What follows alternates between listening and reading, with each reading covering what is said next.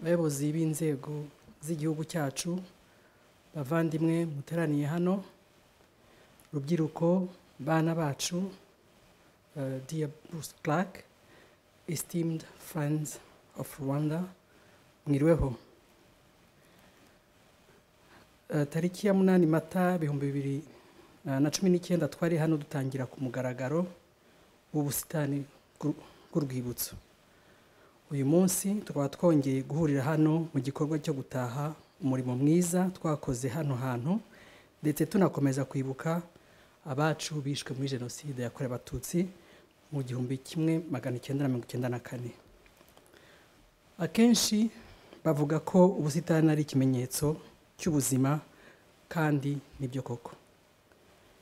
Nubwo ubusitani butashye uyu munsi bubumbatiye amateka yacu atuvuna, iyo ubuye amaso ukabona ubwiza bw'ahantu nuko hatoshye, wumva umutima uruhutse. Banyakubahwa muteraniye hano, babyeyi, bavandimwe, rubyiruko, bana bacu, ngurwo rero u Rwanda twubatse muri iyi myaka 28.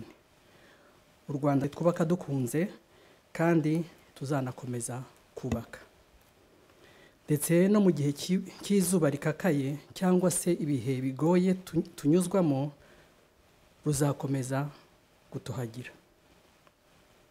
Munyemerere nze kugira icyo mvuga mu rurimi rw'amahanga kugira ngo abashyitsi bacu nabo babashe gukurikira ubutumwa bw'uyu munsi. Chers invités, chère jeunesse rwandaise, votre présence aujourd'hui, votre implication dans cet exercice de commémoration et de défense de notre histoire, l'agonie d'un dernier souffle d'1 million de victimes nous en dit tellement sur l'âme de ce pays. Soit qu'il fut un jour atrophié par une division préméditée, un stratagème d'individus et d'institutions assoiffées de pouvoir, qu'il fut un jour incendié par une haine fondée sur une pseudo-science, une manipulation de notre histoire et culture sociale, que la perception de l'appartenance ethnique fut en notre passé utilisée comme un bouc émissaire pour tous nos conflits et dilemmes sociaux, ce pays que nous aimons tant est aujourd'hui uni. Il est uni dans la détermination d'honorer ceux qui ont payé de leur sang pour cette déchirure injuste, lâche et barbare. Mesdames et messieurs, le Rwanda est effectivement ouvert vers le monde. Mais comment nous assurer, chers invités, que ce monde est adéquatement informé pour qu'à son tour accueille et collabore avec notre jeune nation unifiée?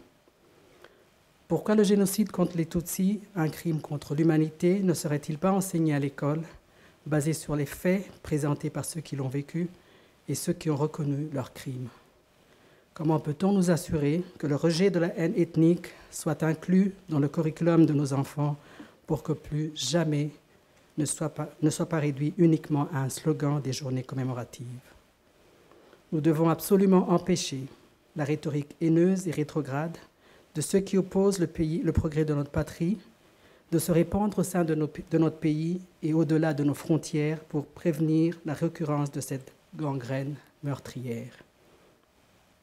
Nous nous battrons pour déraciner de notre riche sol retrouvé toute trace de haine ethnique. Nous refuserons que les paroles des négationnistes souillent l'étoile de nos vies. Nous nous opposerons à l'empoisonnement de notre patrie et de sa terre qui nourrit ce jardin. Chers survivants, nous serons toujours à vos côtés et nous ne cesserons jamais de défendre votre histoire qui est la nôtre, avec l'authenticité, l'intégrité et la dévotion qui vous sont dues. Le jardin de la mémoire des victimes du génocide contre les Tutsis est certes entretenu et préservé par les mains vertes et les cœurs aimants de tous ces architectes et paysagistes qui lui ont donné la vie, tel que notre cher Bruce Clark. The soul behind this garden. Thank you, Bruce. Et merci à tous. Mais ce jardin se nourrit aussi de notre serment que l'inimaginable ne se reproduira plus. C'est pour honorer cette promesse que l'on choisit de se rappeler, non par résignation, mais par courage, par devoir.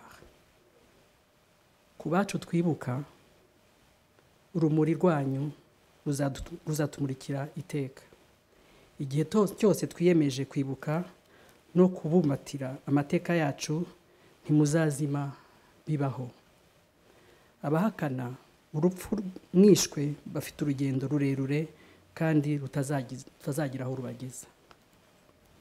Chers amis, aujourd'hui sur une note que j'espère plus lumineuse, nous nous tournons aussi vers l'avenir, armés de leçons que nous avons su en tant que pays apprendre de notre passé douloureux. Nous reconnaissons ainsi bien combien l'amour, l'harmonie et le patriotisme peuvent honorer le combat de nos survivants et le triomphe de l'unité sur la haine. Chers invités, peu importe votre position géographique ou la langue dans laquelle vous vous exprimez le mieux, tant que le Rwanda est votre terre, mère ou celle de vos ancêtres, tant que vous désirez l'unité et l'harmonie pour notre pays, le Rwanda vous offrira toujours un sanctuaire de l'affection et de la protection. Le voyez-vous, chers amis, combien ce jardin est en effet une métaphore parfaite pour la vie et en particulier notre survie. Combien les plantes, honorables invités, il importe peu que l'eau que nous recevons soit parfois boueuse. Ce qui compte vraiment, c'est que nos fleurs poussent malgré tout, pétales tournés vers le soleil.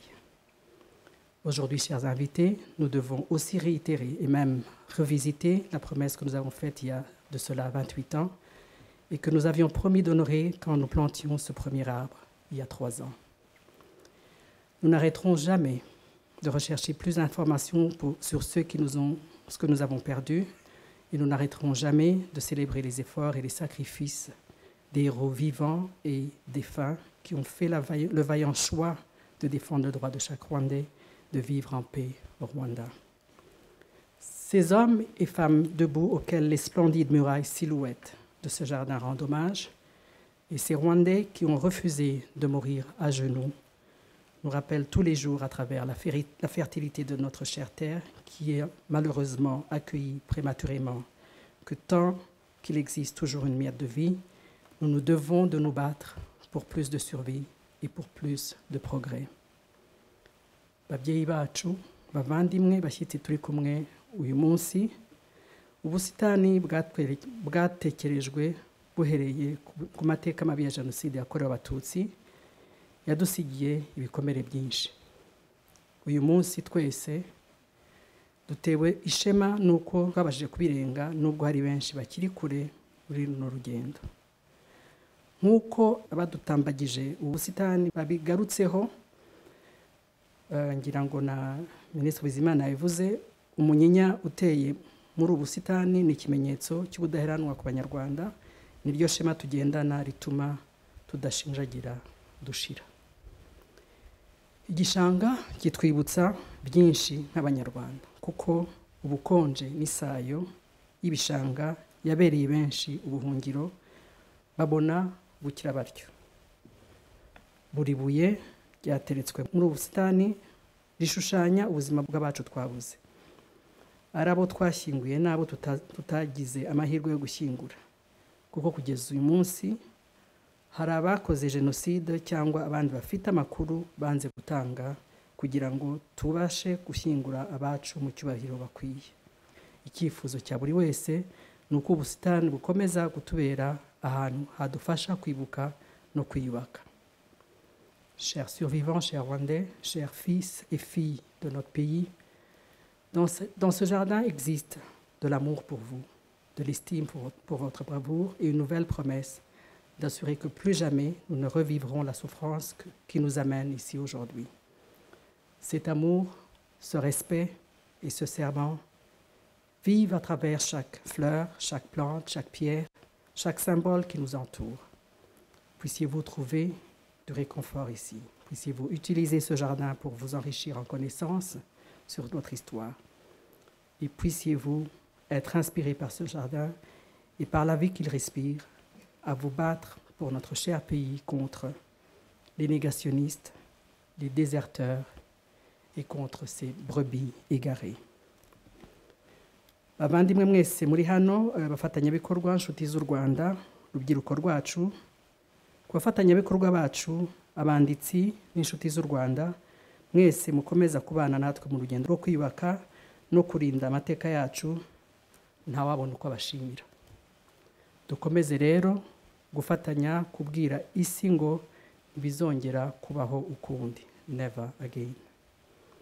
Dukomeze gushyira hamwe kugira ngo ibikorwa nk'ibi bibumbatira amateka yacu binadufasha kwigisha abato byiyongere.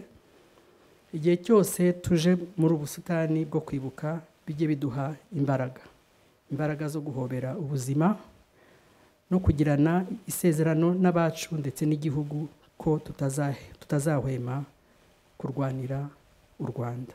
Murakoze, mugire umunsi mwiza.